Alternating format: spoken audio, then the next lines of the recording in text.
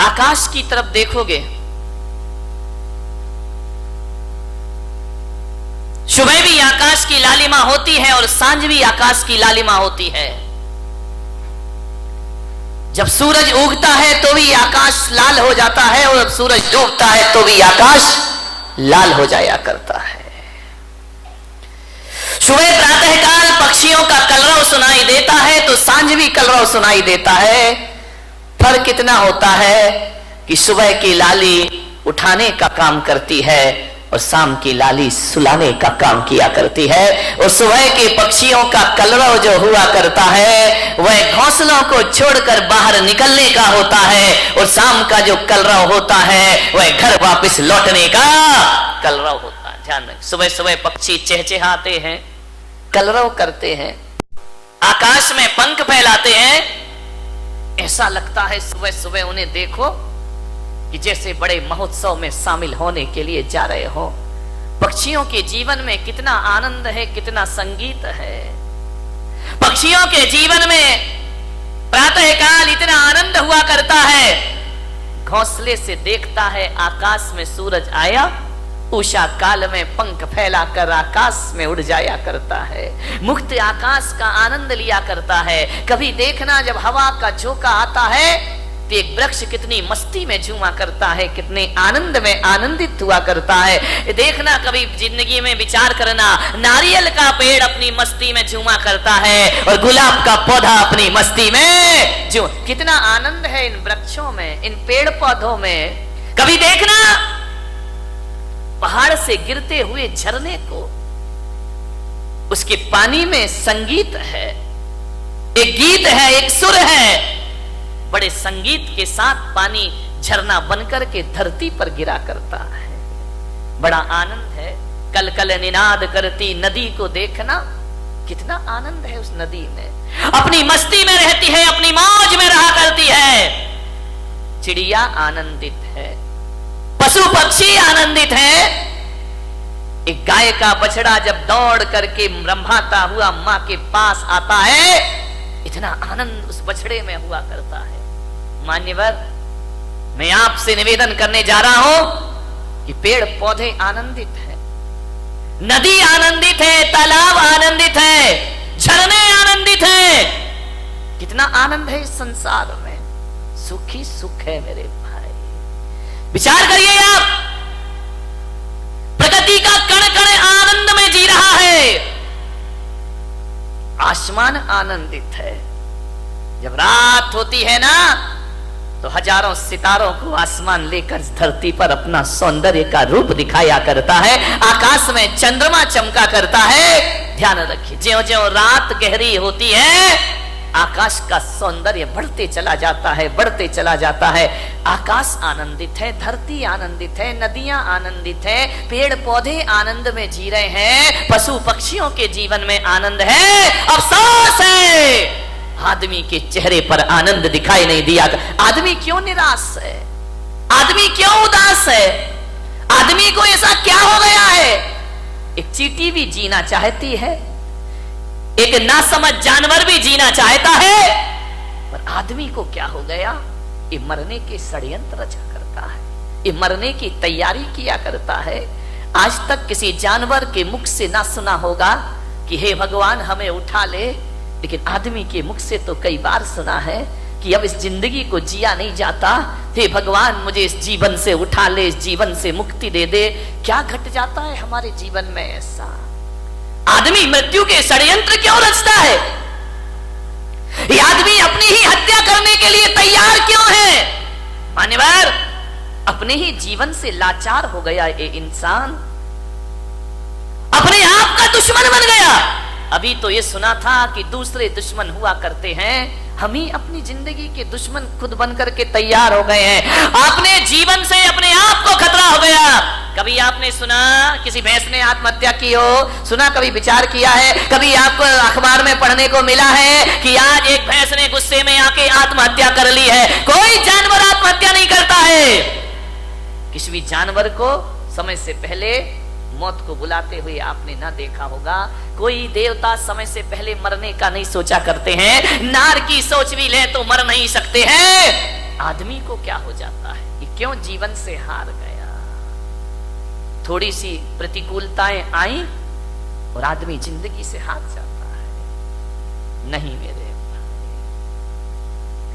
समस्याएं किसके जीवन में नहीं होती हैं। राम के जीवन में समस्या थी, महावीर के जीवन में समस्या थी, कृष्ण के जीवन में समस्याएं थी, जीसस के जीवन में समस्याएं थी, आचार्य शांति सागर के जीवन में समस्याएं थी, आचार्य कुंद कुंद के जीवन में समस्याएं थी। समस्याएं किसके जीवन में नहीं होती है? ऐसा कोई है? समस्याओं से रहित जीवन नहीं होता, ध्यान रखिए। और हकीकत में देखा जाए तो समस्याओं का नाम ही जिंदगी हुआ करता है। आसानी से जिंदगी मिल जाए तो जीने का मजा खत्म हो जाएगा। एक बात बताइए, यदि समस्याएं नहीं हो तो फिर जीने का मजा क्या है? जिंदगी जिंदा दिली का नाम है, मुर्दा दिल क्या खाक जिया करते हैं। ध्यान रखिए, जिंदा दिल बनिए। मान्यवर, दुख इस बात का नहीं है कि आदमी मर जाता है, दुख तो इस बात का है कि जिंदा रहकर भी आदमी जिंदा नहीं रह पाता है। वह मरा मरा सा जीवन जीता है, वह मरे हुए सी जिंदगी जिया करता है। विश्वास पैदा करो अपने आप पर, जिंदगी से हार मत मानिए। जिंदगी मिली है, मालूम है ये मानव का तन मिला है। शास्त्रों में कहा है, ग्रंथों में कहा है, 84 लाख शरीर छोड़े हैं तब जाकर ये मानव का शरीर तुमको प्राप्त हुआ है। 84 लाख योनियों में हमारा जन्म हुआ है। कितने जन्म हम नाली के कीड़े बने होंगे, कितने जन्म पक्षी बने होंगे, कितने जन्म हम कीचड़ में कीड़ों की तरह रहेंगे होंगे। हर जन्म में हमने प्रार्थना की होगी ईश्वर से कि हे ईश्वर, एक बार मुझे मनुष्य का चोला प्रदान कर दे, हे ईश्वर एक बार मुझे मनुष्य का तन प्रदान कर दे। इसलिए आत्महत्या करने के लिए नहीं, जिंदगी की अंतिम सांस को पूरी ईमानदारी से जीने का प्रयास करिए। अंतिम सांस भी पूरी जिंदा दिली के साथ जिएंगे। क्यों हार जाता है आदमी? जैसा विचार करिए, सोचना। ऐसे ही नहीं मिल गया मनुष्य का जीवन, बहुत मेहनत की है इसके लिए। मनुष्य का जीवन मिला, ऊंचा कुल मिला, अच्छी खानदान मिली, दिमाग मिला, बुद्धि मिला, शरीर मिला, फिर भी इस जिंदगी से हाथ धोते हो आप। अब तो घबरा के कहते हैं कि मर जाएंगे, अब तो घबरा के कहते हैं कि मर जाएंगे। मरकर भी घबरा गए तो फिर बताओ अब किधर जाएंगे? दूसरा हमारे पास कोई रास्ता है नहीं। जिंदगी मिली है, अच्छे से जियो, तरीके से जियो, सलीके से जियो। बहुत कम जीवन मिला है, इसे उदासियों में मत गुजारिए। जिंदगी भीख में नहीं मिलती, जिंदगी बढ़ के छीनी जाती है। जिंदगी भीख में नहीं मिलती, जिंदगी बढ़ के छीनी जाती है। अपना हक संग दिल जमाने से छीन पाओ तो कोई बात बने। सर झुकाने से कुछ नहीं होगा, सर उठाओ तो कोई बात बने। पोंछ कर अश्क अपनी आंखों के, मुस्कुराओ तो कोई बात बने। मुस्कुराओ तो कोई बात बने।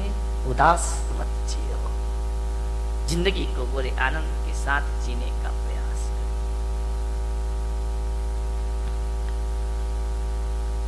विपत्तियां, संकट, दुख किसके जीवन में नहीं आते?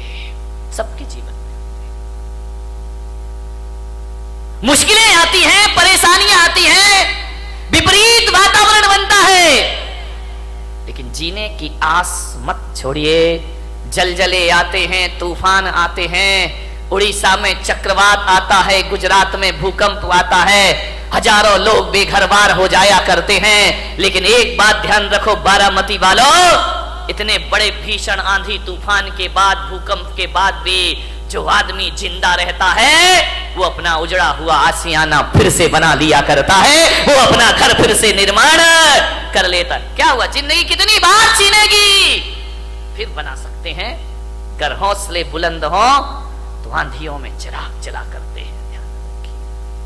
आज समस्या है बहुत बड़ी, आदमी अपने जीवन का दुश्मन हो गया है, अपनी ही जिंदगी का दुश्मन हो गया है इंसान। शहरों में बड़े बड़े व्यापारी आत्महत्या कर रहे हैं, महानगरों में व्यापारी आत्महत्या कर रहे हैं, गांव में किसान आत्महत्या कर रहा है, घरों में किशोर आत्महत्या कर रहे हैं, महिलाएं आत्महत्या कर रही हैं। थोड़ा सा निराशा हुई, थोड़ा सा मन का नहीं हुआ, थोड़ा सा प्रतिकूल वातावरण हुआ और आदमी मरने को तैयार है। और एक बात बताओ, बारामती के लोगों से मेरा निवेदन है, इस पंडाल में ऐसा कोई व्यक्ति बैठा है जिसने आज तक आत्महत्या का विचार ना किया हो? है कोई महान आत्मा? मैं दर्शन करना चाहता हूं। एक बार भी पूरी जिंदगी में मरने का विचार नहीं। महिलाओं तुम्हारी तो जय हो पंचम काल की, ये तो इतनी बार मरती हैं लेकिन एक बार भी नहीं मरती है। विचार करिए, सोचना है आपको। बात बात पर आदमी मरने का सोच लेता है।